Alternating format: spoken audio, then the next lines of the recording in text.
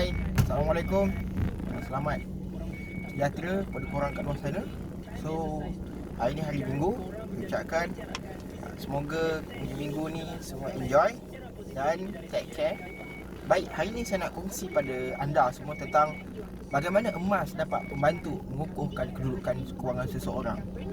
Jadi kebanyakan bila kita sebut tentang emas ni, rata-rata orang akan ada satu mentaliti untuk membina kekayaan. So kita kena admit, sekarang ni kita nak proses. Dalam proses untuk membina kekayaan.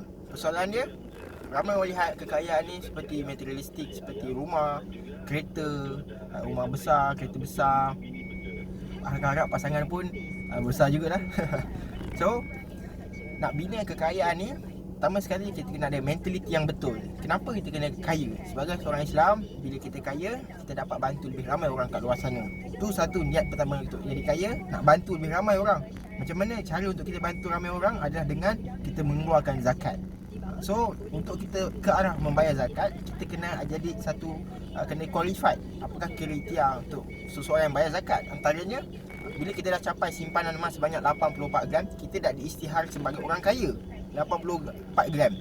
Dan daripada 84 gram tu, kita akan dibayar zakat sebanyak 2% ataupun ke atas, depends pada negeri masing-masing. Jadi, nak proses membina kekayaan, kalau pertama sekali adalah kita perlu simpanan. Berapa banyak kita nak kena simpan?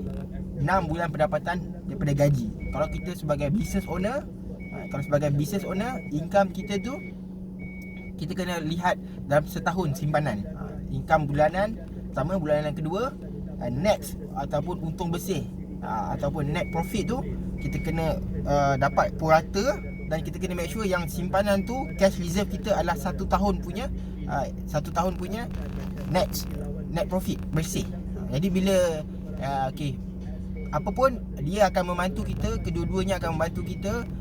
If anything worst case happen pada kita, sama ada bisnes kita tutup ataupun kita diberhenti kerja, dalam proses untuk kita survive tu, 6 bulan pendapatan gaji ni lah, ataupun 1 tahun pendapatan saving ni lah yang akan bantu untuk kita survive, untuk kita buat apa-apa ataupun kita settlekan apa yang kita patut. Jadi untuk dapatkan 6 bulan pendapatan gaji, kebanyakannya ramai orang gagal. Antara sebabnya, sebab dalam proses membina kekayaan ni, angka ni cuma 1% saja. Selebihnya adalah daripada psikologi. Daripada psikologi ni lah dia akan keluarkan tabiat. Pada psikologi kepada tabiat. Apa tabiat kita kepada kewangan? Jadi kebanyakan ramai orang simpan duit ataupun alat kewangan yang digunakan membina kekayaan adalah menggunakan duit kertas. Dan of course dia akan simpan duit tu dalam account bank.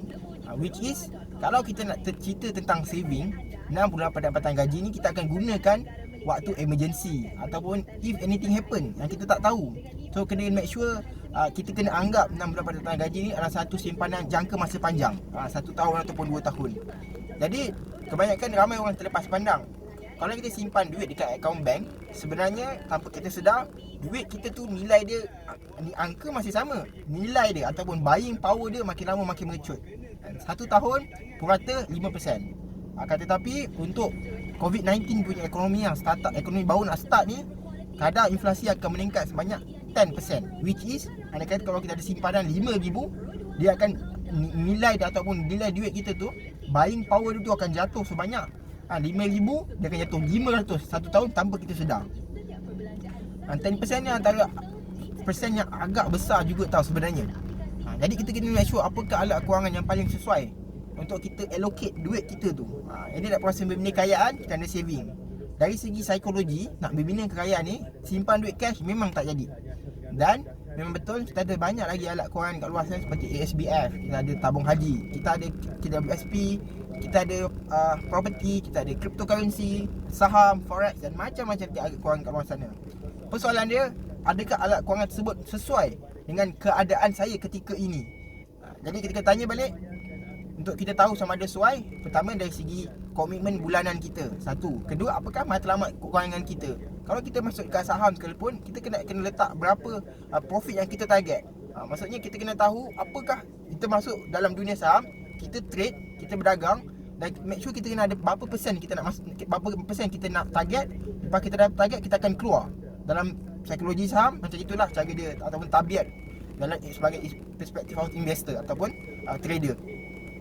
Jadi untuk rakyat marahin yang kita nak fikirlah pasal saham ni semua leceh lah, banyak ilmu nak kena belajar dan sebagainya. So kalau nak simple saja, memang kita nak simpan duit, lebih baik simpan duit kepada dalam bentuk emas. Kalau dalam bentuk property dia perlukan modal yang besar. Jadi nak dapatkan property pun kita kena ada at least 10% daripada harga property tersebut. Jadi emas ni antara antara aset yang mahal yang kita boleh beli dalam satu item yang mampu milik. Item yang kecil lah. Jadi sebab itulah saya pun bermula membina kekayaan dengan proses mengumpul emas.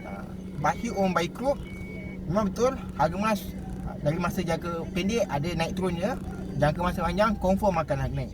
Kalau harga kali lipat pun makin mahal, apatah lagi harga emas. Betul. So bila kita dah best ataupun kita punya habit dah nak emas, kita kumpul setiap bulan 1 gram, 1 bulan, 1 gram, 1 bulan. At the end of the day kita ada 12 gram. Kalau kita lagi seronok lagi simpan emas ni, tengok-tengok dah ada 50 gram, dah ada 100 gram. Duit ni lah akan bantu kita untuk kita membina alat kewangan kita tanpa kita perlu buat loan. Sebagai contoh, kalau kita nak beli liability seperti kereta, kita dah tak perlu buat loan dengan bank. Ataupun berbalik pada komitmen kita ataupun kita punya personal portfolio kewangan tersebut. Jadi itu sahaja daripada saya. Emas dapat membantu kewangan seorang dari segi nak bina pada simpanan tu. Sahaja daripada saya. Selamat hujung minggu. Assalamualaikum. Semoga bermanfaat.